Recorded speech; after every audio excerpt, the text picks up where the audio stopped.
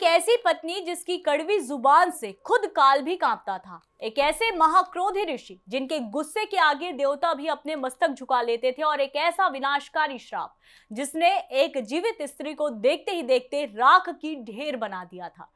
लेकिन जरा सोचिए, क्या कभी किसी के भयंकर गुस्से और प्रलयंकारी श्राप से दुनिया का सबसे पावन आशीर्वाद पैदा हो सकता है भला?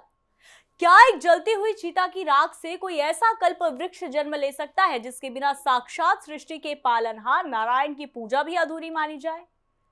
नमस्कार दोस्तों, बहुत स्वागत आप सभी का राष्ट्र टीवी पर। मैं हूं आपके साथ पूजा शर्मा, और आज हम बात कर रहे हैं एक ऐसे अनोखे पेड़ की जिसे हम सब ने हर शुभ कार्य, सत्यनारायण भगवान की कथा और हर पावन अनुष्ठान के मंडप पर देखा है। जी हाँ, हम बात कर रहे हैं केले यानी कदली के पेड़ की। लेकिन क्या आप जानते हैं कि सनातन धर्म में सबसे पूजनीय माना जाने वाला ये केले का पेड़ वास्तव में महर्षि दुर्वासा के भयानक गुस्से और उनकी पत्नी कंदली की जलती हुई राख से पैदा हुआ था? आखिर क्या था कड़वी जुबान, उग्र क्रोध और भगवान विष्णु की परम अनुकंपा से जुड़ा वो रहस्य? आइए जानते हैं आज की इस कहानी में। ये कहानी है सतयुग की। एक तरफ थे भगवान शिव के रुद्र स्वरूप के अंश अवतार और अपनी क्रोधाग्नि के लिए पूरे ब्रह्मांड में विख्यात महर्षि दुर्वासा, और दूसरी तरफ थी असाधारण रूप से रूपवती लेकिन स्वभाव से बेहद कलहप्रिय और तीखी जुबान वाली देवी कंदली, जो महान ओर्व ऋषि की बेटी थी। जब महर्षि दुर्वासा ने कंदली का हाथ मांगकर विवाह का प्रस्ताव रखा तो ओर्व ऋषि अपनी पुत्री के स्वभाव को लेकर बेहद चिंतित हो गए। वे जानते थे कि दुर्वासा का क्रोध प्रलय ला सकता है, इसीलिए उन्होंने दुर्वासा ऋषि से कठोर प्रतिज्ञा करवाई कि वे गृहस्थ जीवन के दौरान अपनी पत्नी कंदली के कम से कम 100 अपराधों और उसके कड़वे वचनों को बिना क्रोधित हुए सहेंगे और माफ करते जाएंगे। महर्षि दुर्वासा ने इस शर्त को सहर्ष स्वीकार कर लिया और दोनों का पानी ग्रहण संस्कार संपन्न हुआ। विवाह के बाद कंदली ने पति की सेवा तो पूरे मन से की, लेकिन अपनी तीखी जुबान और कलह करने की आदत छोड़ नहीं पाई। अपनी प्रतिज्ञा से बंधे होने के कारण महर्षि दुर्वासा उनके कटु वचनों को सहन करते रहे। पर कहते हैं ना कि जब विनाश निकट आता है तो मनुष्य अपनी मर्यादा भूल जाता है। धीरे धीरे कंदली के 100 अपराधों की सीमा पूरी हो चुकी थी। एक दिन महर्षि दुर्वासा देशाटन से लौटे और थकान के कारण विश्राम करने लगे। उन्होंने कंदली को सचेत किया कि वे उन्हें अगले दिन ब्रह्म मुहूर्त में जरूर जगा दें, ताकि उनकी दैनिक संध्या उपासना और अनुष्ठान में कोई बाधा ना आए। अगली सुबह कंदली की आंख तो खुली, लेकिन आलस्य के कारण वे खुद भी सोती रही और महर्षि को भी नहीं जगाया। जब सूर्योदय हुआ और दिन चढ़ाया तो महर्षि दुर्वासा की आंखें स्वतः खुली।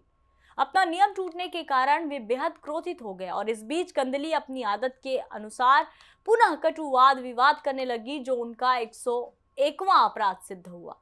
क्रोध के भयंकर वेग में आकर महर्षि दुर्वासा ने कंदली को वहीं भस्म हो जाने का श्राप दिया, और देखते ही देखते कंदली जलकर राख के ढेर में बदल गई। जब महर्षि का क्रोध शांत हुआ और उन्होंने अपनी प्रिय पत्नी को राख के रूप में देखा तो वे गहरे शोक और पश्चाताप में डूब गए। वे अपने प्राणों का उत्सर्ग करने हेतु योगासन पर बैठ गए। तभी ब्रह्मांड को प्रलय से बचाने के लिए साक्षात भगवान श्री हरि विष्णु वहां एक ब्राह्मण बालक के रूप में प्रकट हुए। नारायण ने रोते हुए दुर्वासा को सांत्वना दी और समझाया कि कंदली के वचन भले ही कड़वे थे, परंतु उसकी आत्मा और उसका हृदय बेहद पवित्र था। भगवान विष्णु ने कंदली की उस भस्म राख को एक नया जीवन प्रदान करते हुए उसे कदली वृक्ष यानी कि केले के पेड़ के रूप में रूपांतरित कर दिया। प्रभु ने संसार के कल्याण के लिए वरदान दिया कि आज से और अभी से मेरी कोई भी पूजा, कोई भी कथा या कोई भी मांगलिक कार्य केले के पत्तों और फल के बिना कभी पूर्ण नहीं माना जाएगा।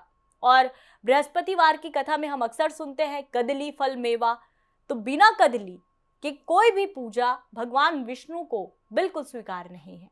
इस पेड़ को पुराणों में सकृत्सुता कहा गया है, जिसका अर्थ है अपने पूरे जीवन काल में केवल एक बार फल देने वाला पेड़। यह वैज्ञानिक और पौराणिक सत्य आज भी केले के पेड़ में देखा जा सकता है। दोस्तों, यही कारण है कि आज भी केले के पेड़ को साक्षात भगवान विष्णु और देवगुरु बृहस्पति का वास माना जाता है। इसके पत्तों में श्री हरि का और जड़ों में महादेव का वास होता है। अगर आपकी कुंडली में गुरु ग्रह कमजोर है, विवाह में देरी हो रही है या मांगलिक दोष आपको परेशान कर रहा है, तो ज्योतिष शास्त्र के अनुसार गुरुवार को केले के पेड़ की पूजा करना और इसकी जड़ को धारण करना साक्षात देवगुरु बृहस्पति के पीले पुखराज रत्न जैसा फल देता है। कदली की वो कड़वी जुबान भगवान की अनुकंपा से सबसे मीठे, स्वास्थ्यवर्धक और बिना बीज वाले फल में बदल गई।